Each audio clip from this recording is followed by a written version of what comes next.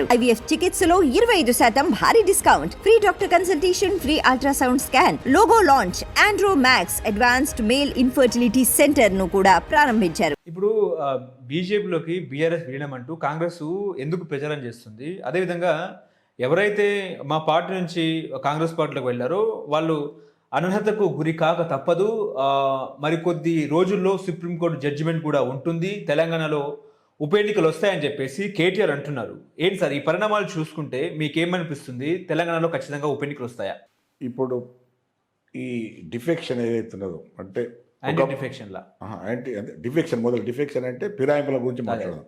ఫిరాయింపులు న్యాయంగా ఒక పార్టీలో ఒక పార్టీ గుర్తుతోని ఒక పార్టీ సిద్ధాంతాలతో గెలిచిన ఒక ప్రజాప్రతినిధి, అది ఎంపీ కానీ లేదా ఎమ్మెల్యే కానీ వేరే పార్టీలకు పోవడం అన్నది అనైతికం. ఫస్ట్ ప్రిన్సిపల్ అంటే అది మోరల్లీ ఈజ్ నాట్ కరెక్ట్. అది కేసీఆర్ గారు ఉన్నప్పుడు ఆ పని చేసిండు, అప్పుడు తప్పే. ఇప్పుడు కాంగ్రెస్ వాళ్ళు చేసినా అదే తప్పు. ఎవరు చేసినా తప్పేది ఒప్పు కాదు. అది ఇప్పుడు దాన్ని కాంగ్రెస్ వాళ్ళు సమర్థించుకోవచ్చు. అంతకుముందు మా వాళ్ళని తీసుకున్నారు కాబట్టి మేము తీసుకుంటున్నాం. అది వాడు తప్పు చేసిన కాబట్టి నేను తప్పు చేస్తానది, కానీ తప్పు అని ఒప్పుకుంటే అయిపోతుంది. అట్లా చెప్పకుండా మీ ఇద్దరం కూడా తప్పులు చేసినామని చెప్తాను. ఇక్కడ జరుగుతున్నది ఏంటంటే ఇప్పుడు ఇవాళ యాంటీ డిఫెక్షన్లా క్లియర్గా ఉన్నది. 1/3 ఒకవేళ ఉదాహరణకి 39 మంది ఎమ్మెల్యే ఉన్నారు. 1/3 అంటే 13 మంది ఎమ్మెల్యేలు ఒక గ్రూపుగా వేరే కూర్చుండొచ్చు, లేదా అనేక రాజకీయ కారణాల వల్ల మేము ఈ గ్రూపుగా ఫామ్ అయిన తర్వాత ఇంకొక రాజకీయ పార్టీలు కలవచ్చు. కానీ ఇండివిజువల్గా వ్యక్తిగతంగా కానీ ఒకరిద్దరు కానీ ఈ 1/3 మెజారిటీ కన్నా కూడా పోతే ఒకవేళ డిఫెక్ట్ అయితే వాళ్ళను అనర్హులుగా ప్రకటించాలి. ఇది యాంటీ డిఫెక్షన్ లా యొక్క సిద్ధాంతం. మెయిన్ అది దానికోసం వచ్చింది. యాంటీ డిఫెక్షన్ లా దానికోసం వచ్చింది, to discourage the defection from original party to other parties. అంటే వాళ్ళు ఏదైతే పార్టీలు ఉంటారో దాన్ని వదిలిపెట్టి వేరే వాళ్ళకు పోకుండా ఉండడం కోసం. అయితే ఇప్పుడు ఏమవుతున్నదంటే దీన్ని ఎవరు చర్య తీసుకోవాలి? ఇంప్లిమెంటేషన్కి వచ్చే వరకు ఏమవుతుందంటే ఈ ఆయా సాధన సభల యొక్క స్పీకర్స్ లేదా పార్లమెంట్ స్పీకర్ తీసుకోవాలి. అయితే దురదృష్టవశాత్తు ఏమవుతున్నదంటే ఇప్పుడు స్పీకర్ మన రాజ్యాంగం ఏం చెప్తుందంటే అన్ని పార్టీలను కలుపుకొని పార్టీలకు అతీతంగా ఆయన అసెంబ్లీ నడపాలి. అంటే నిష్పక్షపాతంగా ఏ పార్టీ వైపు కూడా ఒక పక్షపాత వైఖరి తీసుకోకుండా సభను మొత్తం కూడా ఆయన సభ పెద్ద కాబట్టి అన్ని పార్టీలకు అందరూ ప్రజాప్రతినిధులకు సముచితంగా స్థానం ఇచ్చి అందరినీ కూడా కలుపుకొని అసెంబ్లీ నడపాలి. ఇది డెమోక్రసీ యొక్క స్పిరిట్.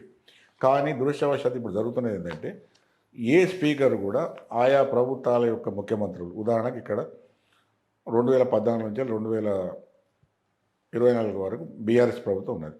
బీఆర్ఎస్ ప్రభుత్వంలో ముఖ్యమంత్రి కేసీఆర్. అప్పుడు మనకి ఇద్దరు స్పీకర్స్ ఉంటారు. ఒకరు మధుసూదనాచారి ఫస్ట్ టర్ము దానిలో ఓడిపోయింది కాబట్టి 2018లో, లేకపోతే ఆయనే ఉండడు కాబట్టి తర్వాత పోచారం శ్రీనివాసరెడ్డి గారు 18 నుంచి 24 వరకు ఆయన ఉన్నారు, 23 వరకు. ఈ ఇద్దరు స్పీకర్స్ కూడా కేసీఆర్ ఎంతంటే అంతే. అటు మధుసూదనాచారి గారు ప్రభుత్వాన్ని కాదని ఆయన సభ నడిపించేంత శక్తి లేదు, ధైర్యం ఎంత కాదు. ఈవెన్ పోచారం శ్రీనివాసరెడ్డి గారు సీనియర్ లీడర్ అయినా కూడా ఆయన కూడా కేసీఆర్ ప్రభుత్వం కేసీఆర్ ఏం చెప్తే కదా చేసి. అది అక్కడ కూడా ఏమైందంటే డిఫెక్షన్స్ ఉంటే ఆ ప్రభుత్వంలో కూడా వీళ్ళు అప్పుడు కాంగ్రెస్ వాళ్ళు కూడా అనేక పిటిషన్స్ ఇచ్చారు ఇది స్పీకర్స్కి, మధుసూదనాచారి గారు కానీ లేకపోతే పోచారం శ్రీనివాసరెడ్డి గారు కానీ. ఆ రెండు ప్రభుత్వాల స్పీకర్ అంటే 2 టర్ములలో ఇద్దరు స్పీకర్. కానీ దురదృష్టవశాత్తు ఏ స్పీకర్ కూడా ఎవరైతే పార్టీ ఫిరాయించి బీఆర్ఎస్కి పోయారో ఎవ్వల మీద కూడా అనర్హత వేట వేయలేదు. తర్వాత టర్మ్స్ అయిపోయిన తర్వాత మళ్ళీ ఎలక్షన్స్ పోయారు.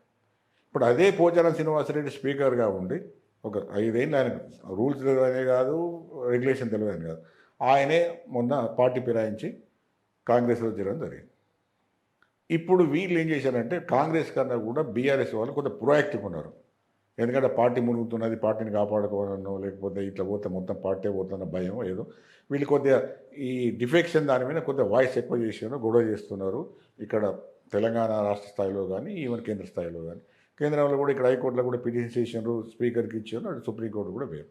అయితే ఇక్కడ ఈ 2 విషయాల్లో కూడా ఏం జరుగుతున్నదంటే ఇది వీళ్ళు ఒక దిక్కు ఏం చెప్తారంటే సుప్రీంకోర్టు అని తొందరగా జడ్జిమెంట్ ఇస్తుందా, వీళ్ళని అనర్హత ప్రకటిస్తుందా అనేది మనకు తెలియదు. ఒకటి అట్లా చెప్పేందంటే మిగతా ఎమ్మెల్యేలను పోకుండా కాపాడుకునే ప్రయత్నం ఒకవైపు బీఆర్ఎస్ కేటీఆర్ కానీ కేసీఆర్ కానీ చేస్తున్నారు. ఒకటి రెండో వైపు ఇంకొక ఆర్గ్యుమెంట్ పెట్టే వాళ్ళు ఏంటంటే కాంగ్రెస్ వాళ్ళు దీన్ని విరుడుగా ఏం ఆర్గ్యుమెంట్ చేస్తున్నారంటే అసలు బీఆర్ఎస్ఏ పోయి మొత్తం హోల్సేల్గా బీజేపీలో కలుస్తున్నది కాబట్టి ఇంకా వాళ్ళు కొట్లాడేది ఎక్కడిది అంతేం లేదు అన్నది కాంగ్రెస్ వాళ్ళు ప్రచారం చేస్తున్నారని బీఎస్ వాళ్ళు అంటున్నారు. మళ్ళీ ఒక దిక్కు వాళ్ళు అంటున్నారు, ఒక దిక్కు వీళ్ళు అంటున్నారు, రెండు దిక్కులు అంటున్నారు.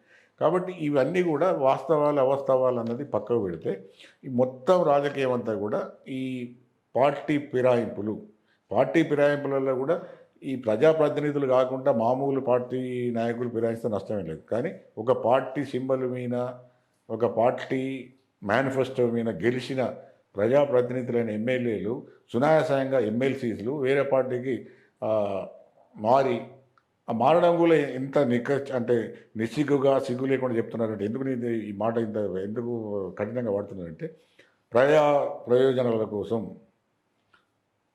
నియోజకవర్గ ప్రయోజనాల కోసం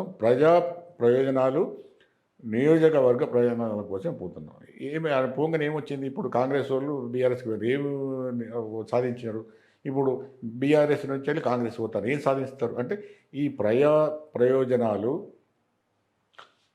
ఈ ఎమ్మెల్యే నియోజకవర్గ స్థాయి ప్రయోజనాలు అనేవి కేవలం బహానా అంటే ఒక కారణం. వాళ్ళ రాజకీయ అవసరాల కోసం, వాళ్ళ అనేకమైన వాటి కోసం వాళ్ళు పోతున్నారు. కానీ అది పెద్దగా ప్రజల కోసం పోవడం కాబట్టి ఈ డిఫెక్షన్స్ వినే నా మాట వంటి వాళ్ళని అడిగితే నేను చెప్పేది ఏంటంటే ఫైనల్గా మళ్ళీ ఒకసారి దీని మీద పార్లమెంటు మళ్ళీ రివ్యూ చేయాలి.